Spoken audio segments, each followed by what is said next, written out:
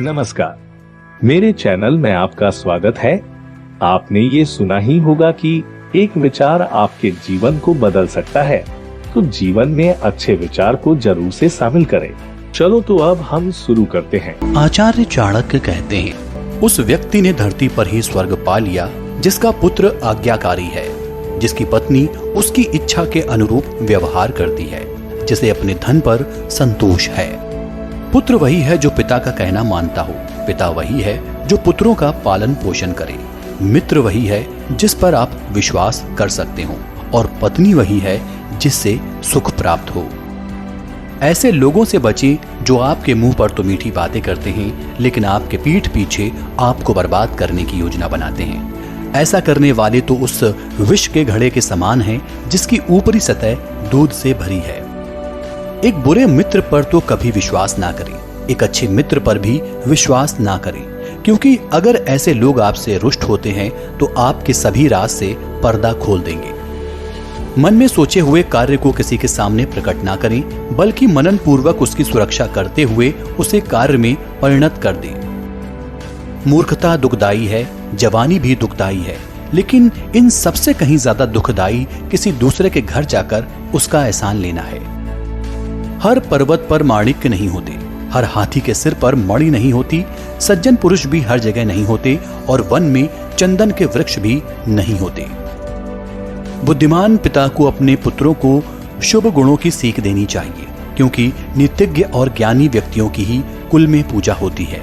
जो माता पिता अपने बच्चों को शिक्षा नहीं देते, वो तो बच्चों के शत्रु के समान हैं, क्योंकि वे विद्याहीन बालक विद्वानों की सभा में वैसे ही तिरस्कृत किए जाते हैं जैसे हंसों की सभा में बगुले।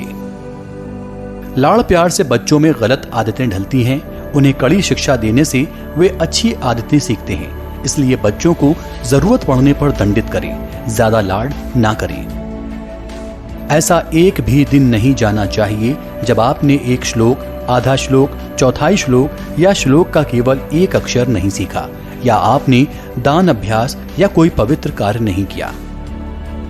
पवित्र का वियोग होना, अपने ही लोगों से बेइज्जत होना, बचा हुआ ऋण, दुष्ट राजा की सेवा करना, गरीबों और दरिद्रों की सभा, ये 6 बातें शरीर को बिना अग्नि के ही जला देती हैं। नदी के किनारे वाले वृक्ष, दूसरे व्यक्ति के घर में रहने वाली स्त्री और बिना मंत्रियों का राजा, ये सब निश्चय ही शीघ्र नष्ट हो जाते हैं।